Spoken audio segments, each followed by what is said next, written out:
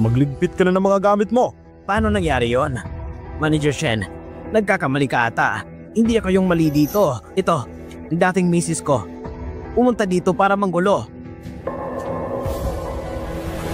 Naging malinaw ang kumpanya. Nakakahiya ang ginawa mo. Tanggapin mo na lang umalis ka na mapayapa. Pero, Manager Shen, kahit totoo pa yon, sarili kong problema to. Hindi mo ko pwedeng tanggalin dahil sa pangangabit ko. Hindi ka pa ba tapos? Hindi ako makapaniwala na ginawa kitang team leader. Ang daming nawala sa public funds na under sa'yo. Mga accounts na nawala ng ilang taon na. Kakasuhan ka namin. Pero Manager Shen... Security, palabasin niyo na siya. Manager Shen, magpapaliwanag ako. Kayong dalawa, kasalanan niyo to lahat. Kasalanan niyo to. May kumakalaban talaga sa akin. Jiang Wei at yung lalaking Go, maghintay lang kayo sa akin. Lintik lang ang walang ganti. Kung anong nawala sa akin, ibabalik ko ng doble sa inyo. Buti na lang. Simula ngayon, wala nang manggugulo sa'yo. Tama rin sa mga taong tulad niya.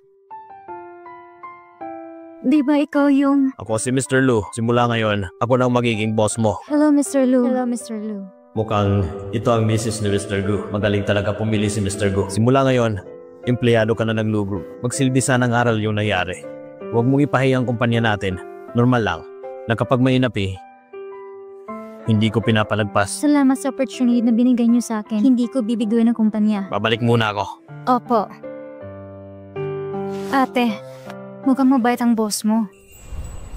Mr. Gu, sinamahan ko si ate kanina sa first day niya sa trabaho. Siyempre nandun si Zhu Xiangwei at nakagulo. Wala namang nangyari sa inyo, di ba? Wala naman. Pero alam mo ba, hindi ko na kailangan sabihin. May nag-leak ng pictures ni Xiangwei sa pangangabit niya, pati na yung pangungupit niya sa kumpanya. Mr. Gu, ikaw may gawa nun, no? Pinag-isipan ko to ng mabuti. Dahil nga, kakilala mong manager ng Go Group. At saka ikaw lang din ang tutulong kay ate. Hanggat makapagtrabaho ng payapa si ate mo, hindi na mahalaga kung sino ang gumawa nun. Inom ka muna. Maraming salamat, Xiao Cheng. Lahat ng problema at alalahanin namin naayos dahil sa'yo. Kung anong nagpapasaya sa'yo. Mr. Go. Ito na po yung kailangan mo. Pinaimbestigahan mo sa akin si Zhu Xiangwei at ang mga kasabwat niya. Nahanap na namin siya. Ang pangalan niya ay Lao Wu. Isa siyang local gangster. Tinanong namin siya tungkol sa mga nangyari. Sinabi niya lahat sa amin. Anong mga nalaman niyo? Sa nakaraang 4 na taon, plinano ni Xiangwei at Lao Wu na ipagbilang isang babae. Ang babaeng biktima ay ang asawa mo. Si Madam Jiang Wei. Ano? Talagang ginawa niya ang bagay na yun? Ang sabi ni Lao Wu, walang malay ang babae nung binigay nila sa isang boss na nasa Wangcheng. Pagkatapos ng mga nangyari, nagising si Madam sa isang ospital. Natakot si Jiang Ling na malaman ng kapatid niya ang nangyari, kaya di siya nag-report sa pulis. Ayaw niya mahuli ng pulis si Xiangwei. Mr. Go, sabi pa ni Lao Wu, sa Wanjia Hotel nangyari ang insidente. Yun din ang hotel kung saan ka palaging nagpapahinga. Titignan ko ng mabuti. Wanjia Hotel? Siya kaya yun? Titignan ko ng mabuti. Nung araw na yon, nandun din tayo sa hotel.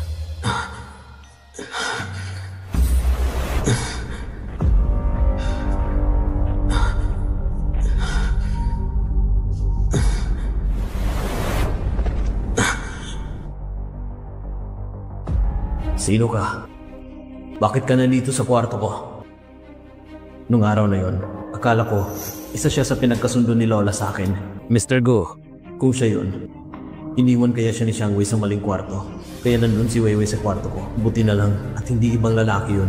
Pero nung gabing yun, may nangyari ko sa amin. Mr. Go, nasan si Xiangwei ngayon? Pagkatapos niyong matanggal sa trabaho, binawi din ang mga property niya. Saka siya nawala, magutos ka ng mga tao maghanap sa kanya.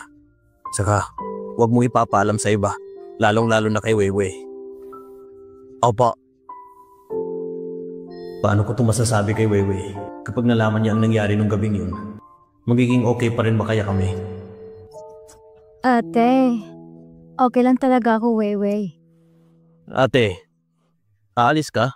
Kaya nga, sabi ni ate, lilipat na daw siya ng bahay. Maraming salamat sa mga naitulong niyo sa akin. Mauna na ako. Biglaan naman ata. Para di ka na mahirapan, tutulungan kita maghanap ng malilipatan. Ate, mainom na yung sinabi ni Xiaosheng. Maswerte si Wewe at ikaw ang napangasawa niya. Iiwan ko na siya sa'yo. Ate, normal lang na alagaan ko siya. Kayo ni Wewe ay pamilya ko din. Napag-isipan ko na din to. Ayaw ko na din kayong guluhin pa. May trabaho na din ako. Maghahanap ako ng bahay malapit sa school ni Yang Yang. Masabuti na din yon. Sige. Nandito na yung binuko ng sasakyan. Mauna na ako. Mag-ingat ka. Salamat.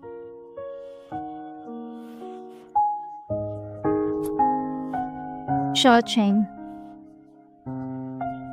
Ang dami nangyari nitong nakaraan. Kung wala ka, hindi namin alam ang gagawin namin. Ano ka ba? Mag-asawa tayo, di ba? Normal lang na magtulungan tayo, hindi ba? Salamat pa rin. Kahit nilang beses ko na yan nasabi sa'yo. Pero pangako, dalingin sa puso ko. Hindi ko pa alam kung saan nagtatago si Zhu Xiangwei. Ang mga taong katulad ni Zhu Xiangwei ay dapat mabulok sa kulungan. Buti nga ngayon at wala na siya sa buhay ng ate ko. Nung nasa isang bahay pa sila, baka kung anong gawin niya sa ate ko. Wei, paano kung may isang tao na hindi niya sinasadyang saktan ka? Papatawarin mo po ba siya? Hindi ko siya mapapatawad. Ha? Ang seryoso mo naman. Nagbibiro lang ako.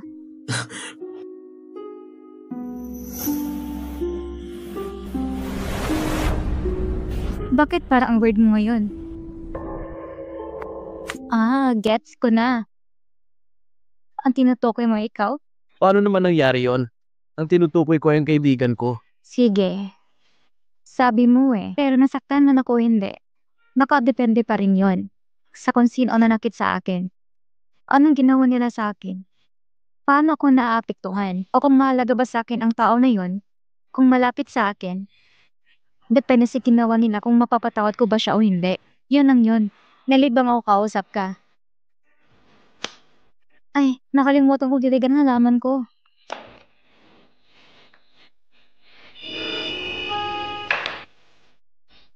Mr. Gu, ano nangyari? Hindi ko pa nakitang ganito ang kapatid ko. Hindi kaya sinasaktan ka ng aming hipag?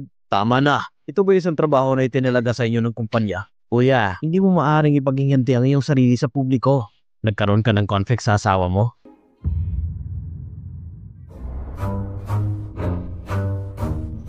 Ngayon, gusto kong magtanong sa inyong dalawa ng mga katanungan, mga tanong tungkol sa mga babae. Nakainom ka ba ng maling gamot? Hindi ko inasahan yun. Kami ni Mr. Gu, kadalasan siyang pinakamakapangyarihan sa mundo ng negosyo. Pero pagdating sa pag-ibig ay walang magawa. Ang kapatid ko ay kailangang insulator ng mga babae para makilala ang aking hipag. Iyan ay isang bulag na pusa na nakipagkita sa isang patay na daga. Hoy, kayong dalawang tinutukoy ko. Kung nandito kayo para pagtawanan ako, nandoon ang pinto. Hindi tama yan, kuya. Ikaw at ang hipag ko ay parehong kasal. Meron pa bang hindi mo maitanong sa kanya? Hindi mo pa alam ang ugali ng kapatid mo. Maaari ba siyang magiging orihinal na katawan sa isang babae? Sapat na ba ang tawa mo? Sabihin mo sa akin ang nangyari. Gusto ko lang itanong sa'yo. Kung ang lalaki gumawa ng isang malaking pagkakamali, paano siya hihingi ng tawad sa isang babae? Kakaiba ito. May mga pagkakataong may ginawang mali. Ang pinakamatandang miyang master ng pamilya Gu. Ito ay madali. Makipag-usap ka para ipahayag ang iyong pagmamahal. Kung maibuka lang ng kapatid ko ang bibig niya, kung hindi magsasalita si Mr. Gu Yishen, gawin ayon sa gusto ng isa. Bahay, pag-ibig at ibon. Bahay, pag-ibig at ibon, gawin ayon sa gusto ng isa. Anong sasabihin ko sa tanong na ito? Halimbawa, maging attentive ka lang sa kung ano ang gusto ng hipag ko. Kung gusto niya ng bulaklak, maaari kang bumili at magtanim sa kanya. Kung mahilig ka sa pusa at aso, palakihin sila kasama niya. Kung gusto mong matulog, basta magaspang ang mga salita. Hindi magaspang ang pangangatwiran. Dahil nagkamali tayo. Pagkatapos ilagay ang iyong postura, maging mas matapat.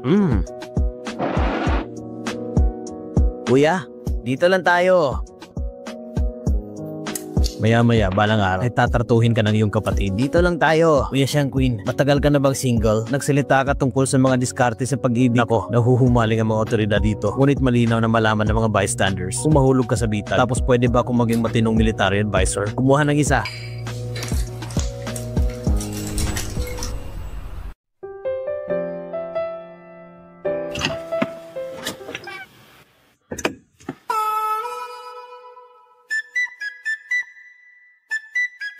Pagiging magalang sa wala. Dongsheng, naabala pa kita ngayon. Hindi ko talaga alam na si Xiao Yu ay hindi libre ngayon. Naabala patuloy kita. Okay lang, Jiang Wei. Gusto kong makasama ka. Ibig ko sabihin, komportable akong kasama ka. Alam ko. Salamat. Jiang Wei, Para ka ng biological na kapatid sa akin. Naniniwala ako sa'yo na pinahalagaan mo rin ako bilang kapatid mo. Tama? oo. Salamat sa iyong pagsusumikap ngayon. Tiya kong hilingin sa kanya na bayaran ka ng maraming pagkain. Hindi ko pa nakita yung asawa mo. Pagkatapos kang nagpakasal, dapat pagkasama kayo sa susunod na dinner. Okay, kapag libre siya sa isang araw, i-treat ka namin sa hapunan. Sige, bumalik ka na.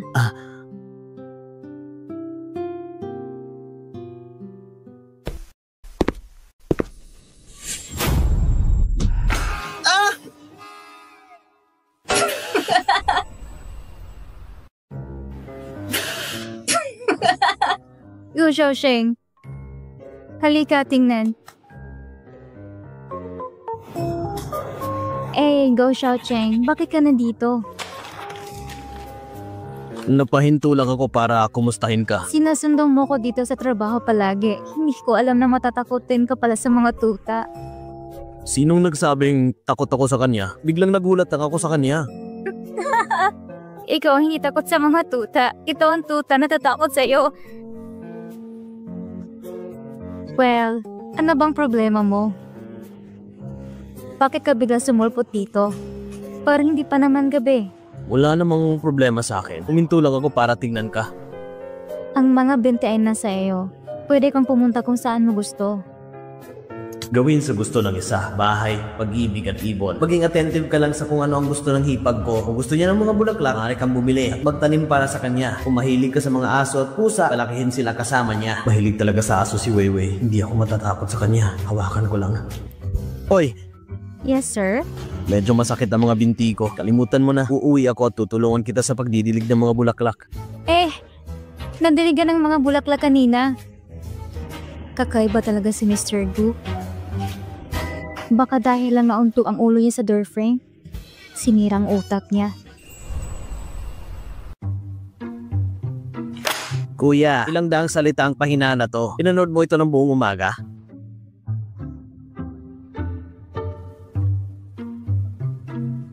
Galit ba sa'yo ang hipag ko?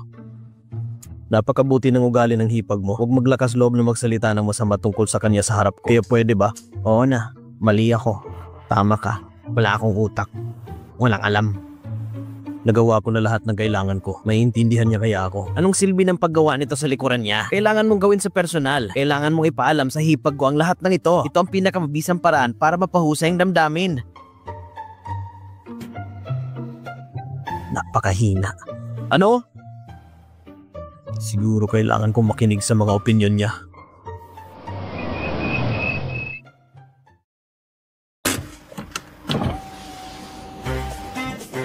Hoy, Weiwei, nandito si Mr. Gu para sunduin ka. Hinaan mo ang boses mo. Hindi ko kaya umibig sa sarili ko. Hindi ba okay na maging masaya ko para sa'yo? Ayan ka na naman. Mag-ingat ka. Paalam. Sige na, mauna na kayo.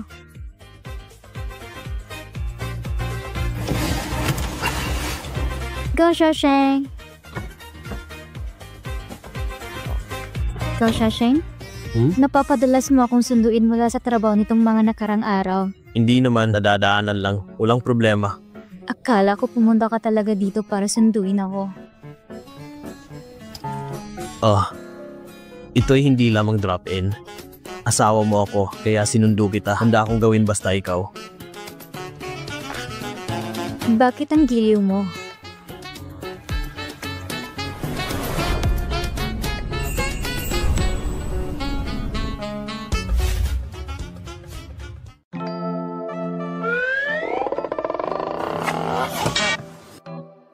Huwag mong kalimutan ikabit ang seatbelt mo. Shawsheng? Niloloko mo lang ba ako? Natuto ka ng masama. Ikaw ay tanga. Ikaw ang tanga.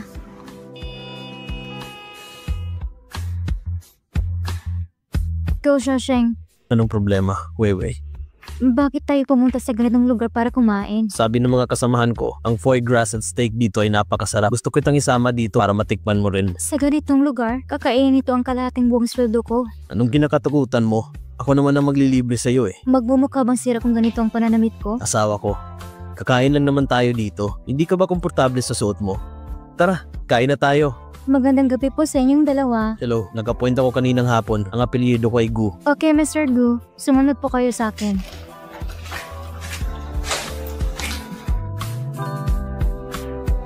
Nandito na tayo. Ang ganda. Ang kusina ay nagluluto rin ng mga sangkap para sa inyong dalawa. Salamat. Napaka-classy at napakaganda naman dito. Nagustuhan mo ba? Siyempre gusto ko. Basta gusto mo. Punta muna ako sa CR. Sige, hintayin kita. Tingnan ko kung anong itsura ng banyo. Sir, ito po yung rose na in-order nyo.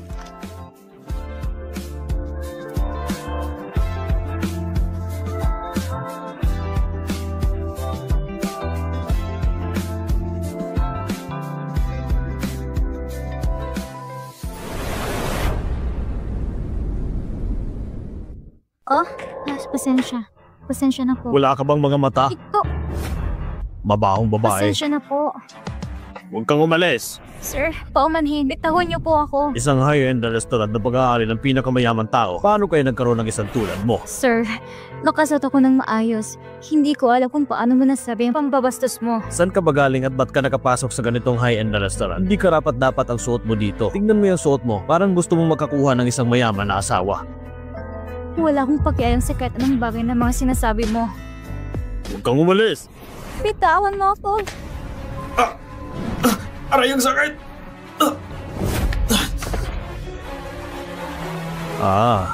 Hindi ka taka-taka na sobrang yapang mo. May nakuha ka na palang mayaman na lalaki. Asawa ko, okay ka lang ba?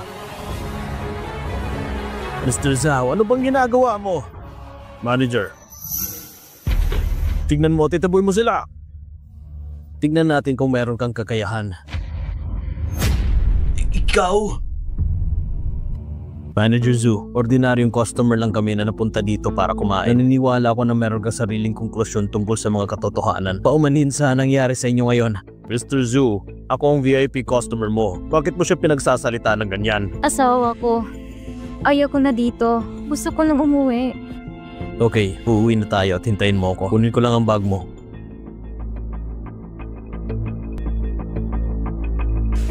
Sigurado akong alam mo ang gagawin. Okay, Mr. Go.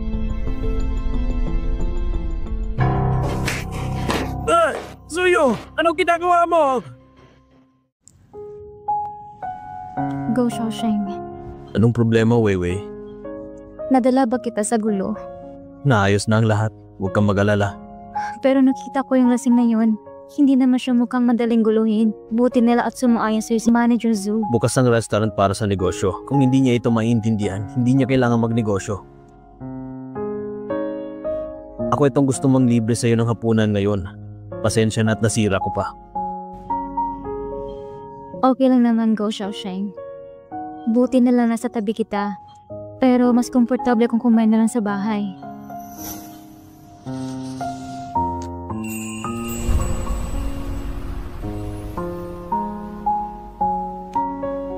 Mukhang nalungkot ka. Huwag ka na mag-alala. Okay, Go, Shawsheng. Tapos na ang lahat. Weiwei, poprotektahan talaga kita. Kalala, ang maaring matukoy ang test ng kita, hindi karakter. Mabuti naman na pinoprotektahan ka ni Mr. Gu. Kung injured ka, talagang mabalisa ako. Okay lang naman ako. Weiwei, may gagawin ako mamayang gabi. Baka hindi kita masundo ngayon. Busy ka ngayon? Okay lang, kahit hindi ako makakapunta. Pero pwede na akong humingi ng tulong sa ibang tao para sunduin Kung ka. busy ka, kaya ko naman umuwi mag-isa. Kaya ko naman sumakay ng electric bike at sumakay ng bus. Go, Xiaoxing. Ano nangyari sa iyo dyan? Go, Xiaoxing? May gagawin muna ako. Ibababa ko muna sa sasakyan at malapit na ako. Oo, sige. Masyadong considerate ang asawa mong fresh marriage, diba?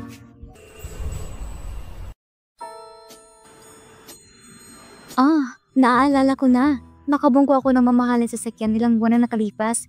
Ikaw yun, hindi ba? Napakatalas naman ng memorya mo, miss. Pumasok na po kayo sa loob. Alam ko na.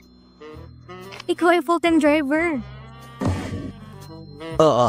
Nung nabunggo kong sasakyan noon, hindi ba kinaltas ng employer mo ang iyong sweldo? Miss, huwag kang mag-alala sa employer ko. Hindi niya kinaltas ang sweldo ko. Napakabait niya. Ay, hindi na.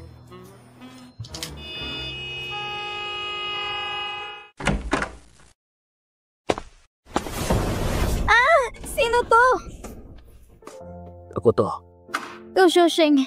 Bakit hindi mo binuksan ng mga ilaw sa bahay? Sumama ka sa akin. Ano bang gagawin mo?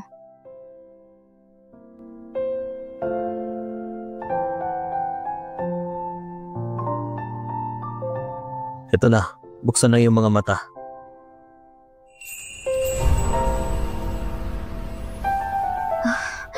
Go, Xiaoxing. Ito ang ibabayad ko sa'yo, di ba? Dahil ba sa nangyari kahapon? Sabi mo, mas komportable ka sa bahay. Kaya umuwi ako ng maaga para maghanda. Kaya nautos ka ng ibang tao para sunduin ako? Lihim mo inahandang mga ito? First time ko magluto ng steak. Kung hindi masarap ang lasa, sabihan mo lang ako.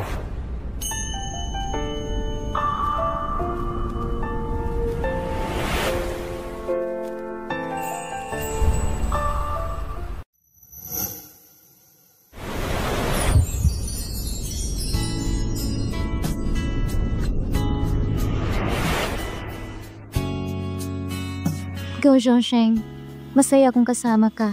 Hindi mo pa kakainin ng steak. Lalamig yan. Pero ayokong kumain ngayon. Go, Xiaoxing.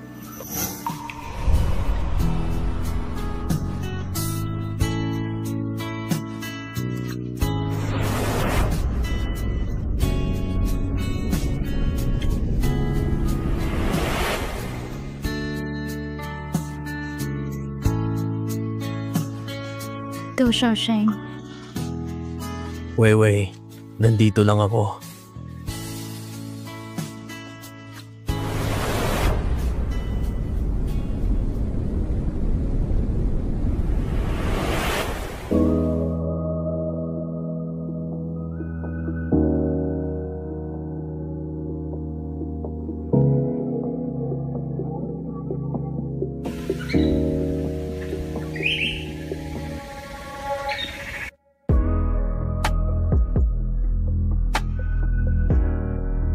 Anong ginagawa mo? Medyo magiging abala ako sa trabaho nitong 2 araw. Hindi ako makakauwi ngayong gabi. Siguraduhin mong lock ang pinto at bintana. Aalis na ako.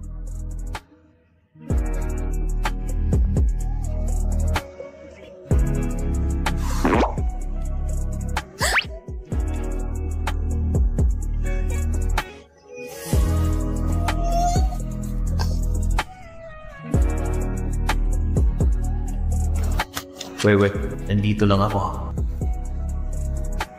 Good morning, Weiwei.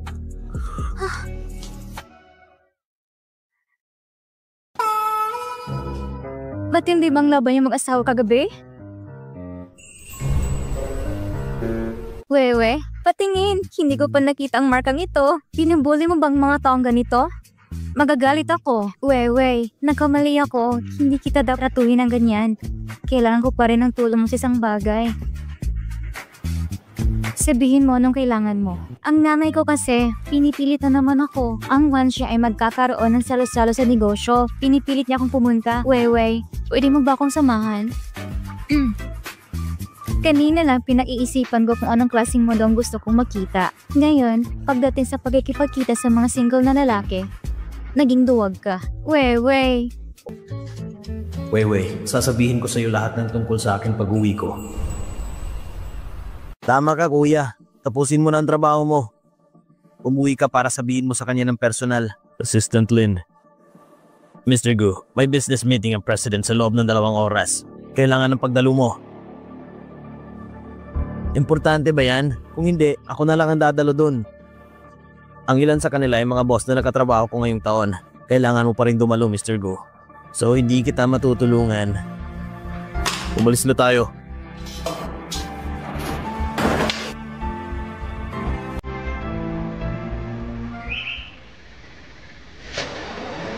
Hindi ba bago lang ito, yung Luxury Hotel na pinuntahan natin? Oo, ito ang Wansheng. Madalas dumarating ang pinakamayayamang tao dito. Jiang Wei, Dongsheng, kailangan ko makisocialize sa kumpanya. Mamaya hindi na kita magkakasama. sige na. Suwa eh. Ako'y karaniwang masigasig tungkol sa aking kapatid Weiwei. Nawalan yata ako ng energy sa trabaho. Aba, busy naman din si Dongsheng. Huwag kang makipagtalo sa kanya. Huwag mo na siyang pansinin. Doon muna tayo at tingnan natin. Ay, tita. Weiwei, hintayin mo ako dito. Lalapitan ko muna si tita at kukumustahin. Okay. Ay, mayroon akong isang hindi mapaghangar na karakter. Ang kupal sa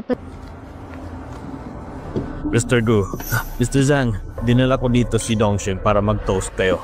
Go, Xiao.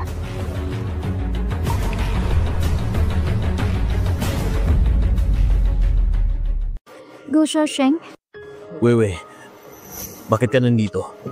Jiang Wei, magkakilala kayo ni Boss Bu? Dongsheng, anong tinawag mo sa kanya? Boss Bo? May problema ba? Ang pinakamayaman na lalaki sa Wansheng na tinutukoy ni Dongsheng. Ikaw yun, hindi ba? May-ari ng Go Group. Weiwei, Sagutin mo ko. Oo o hindi.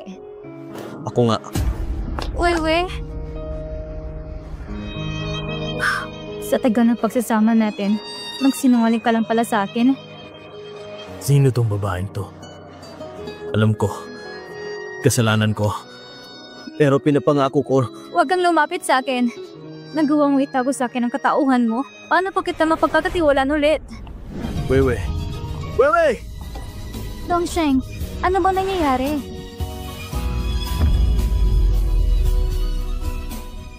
Weiwei! Weiwei! Go, Xiaosheng. Alam ko naman, nung una, ginawa mo lang yun para di mag-alala si Lola. Nung panahon na yun, umayang din ako. Pero sa panahong yun, naging totoo ako sa'yo. Totoo? Weiwei, makinig ka sa akin. Go, Xiaosheng. Di ba alam mo ayaw ko yung sinungaling na tao? Pero nang sinungaling ka sa akin at pinatagal mo pa. Weiwei, saktan mo ako. Pagalitan mo ako. Pero pwede bang huwag ka namang maging ganito sa akin? Nagmamag-awa ako. Nag-enjoy ka ba? Napaglaruan mo isang tulad ko. Pwede bang pabayaan mo na lang muna ako?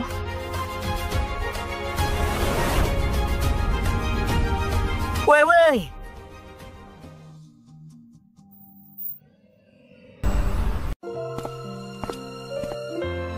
Lola, Bakit ka nandito? Nagkwento sa akin si Xiaoshen. Anong nangyari kagabi? Di ba sabi ko sa'yo, kailangan malaman ni Weiwei ang totoo. Pero hindi ka nakinig sa akin. Humingi ka ng tawad kay Weiwei. Kapag nagpaliwanag ka ng maayos, magkakayos din kayo. pero ayaw sagutin ni Weiwei ang mga tawag ko. Ayaw ko muna siyang abalahin. Baka mainis lang siya lalo. Tanungin mo sarili mo. Susukuan mo na lang ba siya? Siyempre hindi. Nasanay ako nakasama siya palagi. Sa loob ng maikling panahon, napagpasyahan ko na sigurado na ako sa kanya. Sigurado ka na pala. Pero anong pumipigil sa'yo?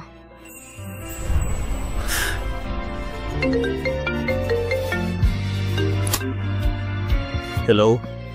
Okay, sige. Lola, may gagawin pa ako. Huwag kang mag-alala, kakausapin ko si Weiwei. Mag-iingat ka.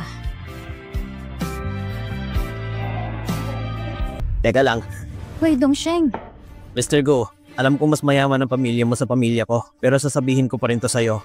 Pakiusap, alagaan mo si Jiang Wei. Huwag mo na siyang saktan pa ulit. Kapag nangyari pa ulit, gagawin ko ang lahat kahit kalabanin ko pa ang pamilya mo. Hindi ka tahayaang saktan mo ulit siya. Huwag kang mag-alala, hindi ko siya sasaktan. Tara na, Weiwei. Hoy Dongsheng, Bakit parang ang weird na sinasabi mo ngayon? Dahil pareho kayo ni Jiang Wei. Pareho kayong mahalaga sa akin.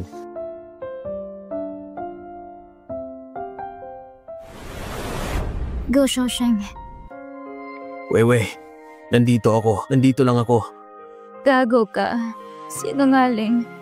Bakit ka nagsinungaling sa akin? Bakit? Weiwei, patawarin mo ako. Wala na akong ibang gusto, kundi ang patawarin mo ako.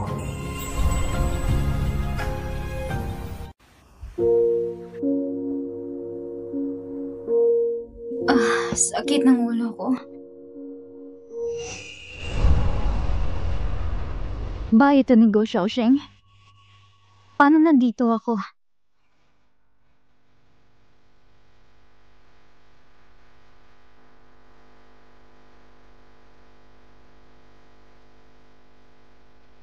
Wei, gising ka na. Shoyuan? Bakit ka nandito? Nag-aalala ako sa'yo kahapon. Ikaw nagdala sa akin dito? Pinahirapan mo kami ni Dongxing kahapon. Kung alam mo lang, nag-alala kami sobra. Kumain ka muna. Salamat. Ang weird. Ang alam ko nandun din siya kahapon. Dahil balasin ko kaya kung ano nakikita ko. Michao, iwan ko muna si Weiwei sa'yo. Mauna na ako. Teka lang, Mr. Gu. Bakit ayaw mo hintayin na magising si Weiwei? Para makapag-usap kayo. Ayaw pa ni Weiwei na makita ako. Kailangan niya munang magpagaling. Baka magalit na naman siya sa akin. Natakot ako na baka di na namin maayos.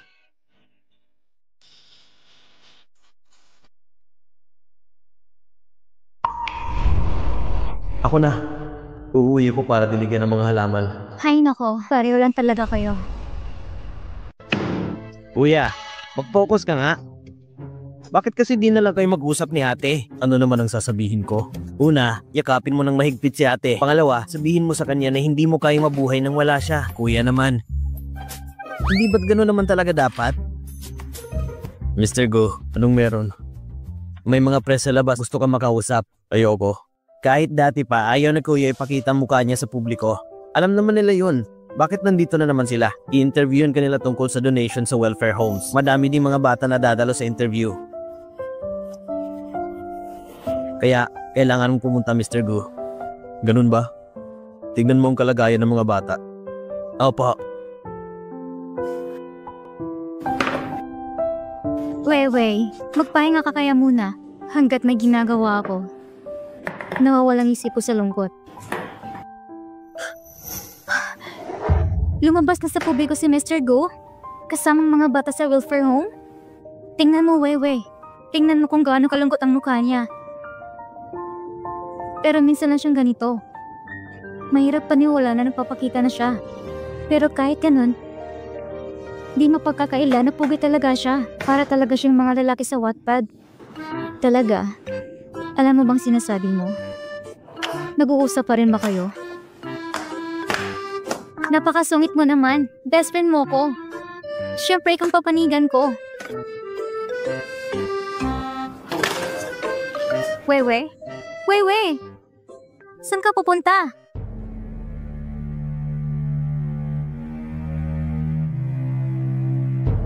Nag-donate ka ng 100 million sa mga bata. Kwento ko sa amin tungkol doon. Paano siya ang lalaking yon? Mukhang parte ng pamilya ko ang lalaking to. Siyempre, siya pala talagang pinakamayamang lalaki. Kumanda ka, Jiang Wei. Bakit ka ba nandito? Kasalanan mo lahat na nangyari sa akin. Masakit pa ang katawan ko eh. May alam ka ba kung sino ang lalaki likod ng lahat ng to? Sa lahat na nangyari sa atin, tinatanong mo pa rin yan kung ayaw mo mabuhay. Ako, gusto ko pa. Ayan, kainin mo. Di ba nung gabing yon sa maling kwarto natin nilagay si Jiang Wei? Sa tingin ko, sa kwarto ng bigating tao natin siya iniwan. Sino? Ang pinakamayamang lalaki sa Wangsheng, Si Mr. Gu. Gu din ang apelido ng lalaking to. Pero di ba normal na manggagawa lang siya? Paano siya si Mr. Gu? Yang Ling, kasalanan mo tong lahat. Maghintay ka. Magpabayad ka din. Mr. Go! Nasaan si Weiwei? Umalis si Weiwei. Parang hindi siya okay. Mr. Gu, kahit pa na nagsinungaling ka kay Weiwei, pero gusto pa rin kitang tanungin. Gusto mo ba talaga si Weiwei? Mahal ko siya. Sa puso ko, Weiwei lang ang asawa ko. Kung ganun, dapat makipagbati ka na. Kung talagang mahal mo siya, sabihin mo na sa kanyang totoo. Salamat.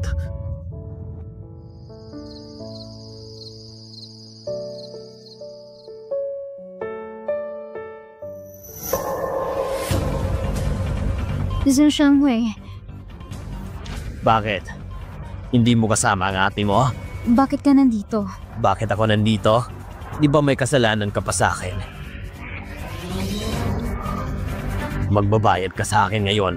Kasalanan mo ang nangyari sa'yo. Huwag mong isisi sa iba. Hindi ko sinisisi ang iba. Kasalanan mo to lahat. Nagsisisi ako na pagkahilo lang ang ginawa ko sa'yo at nilagay kita sa kwarto ni Mr. Gu. Kung alam ko lang, sa iba na sana kita binenta. Hindi sana ganito ang sitwasyon ko ngayon. Anong sinasabi mo? Ngayon, alam mo na ang lahat.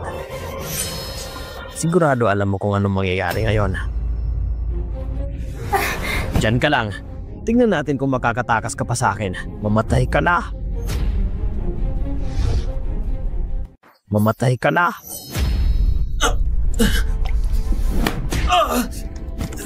Papatayin kita! Okay ka lang? Go, Xiaosheng. Xiaosheng. Mr. Go, huwag ka nang gumalaw. Nahuli akong dumating.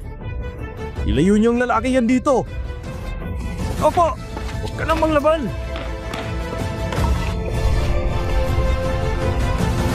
Okay lang ako. Huwag kang mag-alala.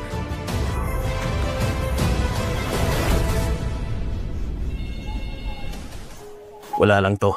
Malayo to sa bituka. Bakit bigla ka nalang sumulpot? Nasaktan ka patuloy. Hindi ko sinasadya na sundan ka. Nakita kitang galit na galit sa akin noon. Kaya di ko maiwasang di mag-alala. Huwag kang mag-alala. Di mo na makikita ulit pa si Zhou Shangwei. Sabi sa akin ni Zhou Shangwei, 4 na taon na nakalipas. Weiwei, mag-usap muna tayo sa labas.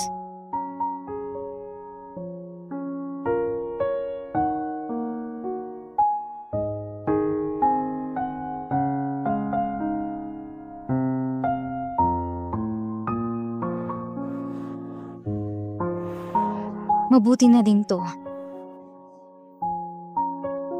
Malalaman mo din naman to kalaunan. Dati, pinilit ko siya na makasama ang babae hindi niya kilala. Dahil doon, nagkaroon siya ng takot. Alam niyo po ba ang nangyari noon? Kung ganon, bakit niyo tinako sa akin lahat? Paano mo malalaman sinong nanakit sa akin? Hindi niya ba sinabi sa'yo? Noong panahon yun, niloko siya at nilaso ng kasama niya. Pareho kayo naloko ng panahon yun. Ano? Paano nangyari yun?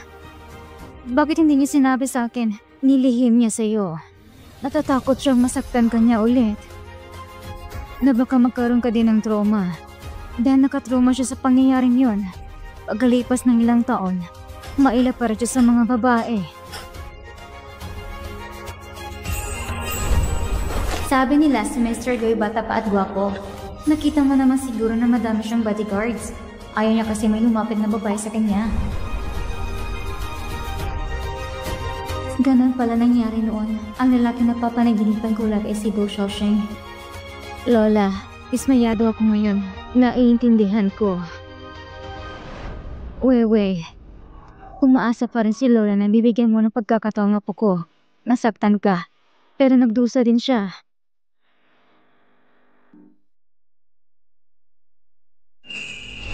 Go Xiaosheng, pwede ba kitang pagkatiwalaan ulit?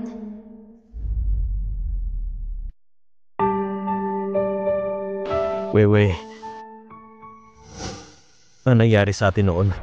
Sinabi sa'yo ni Lola. Huli ko na din nalaman. Natakot ako na malaman mo ang lahat.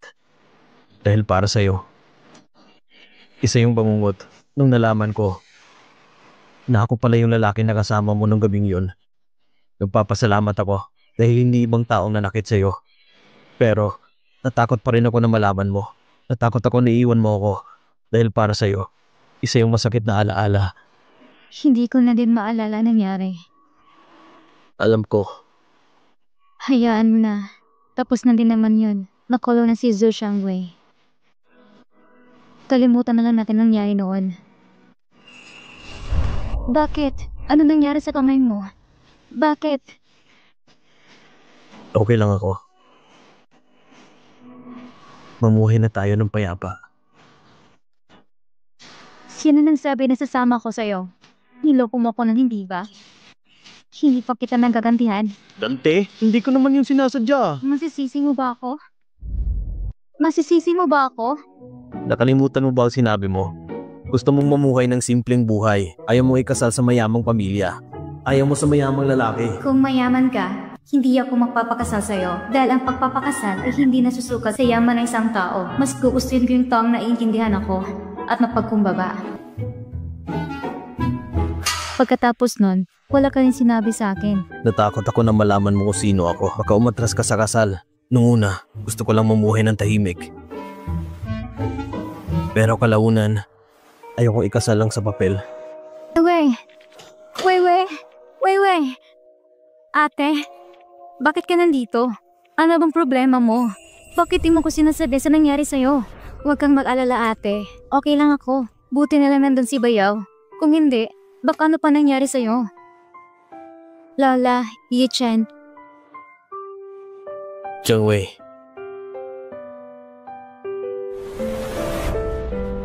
Teka. Anong ginagawa mo? makinig ka muna Jiangwei. Pinag-isipan ko na ito ng mabuti. Una, pwede mong pagkatiwalaan ng pamilya namin. Tratuhin kanila ng tama. Pati na ako. Pangalawa, kung ayaw mo ikasal sa mayamang lalaki, pwede ko ipamigay lahat ng kayamanan ko. Simula ngayon, magsisipag ako lalo. Jiangwei, mahal kita. Papakasalan mo ba ako? Oo naman.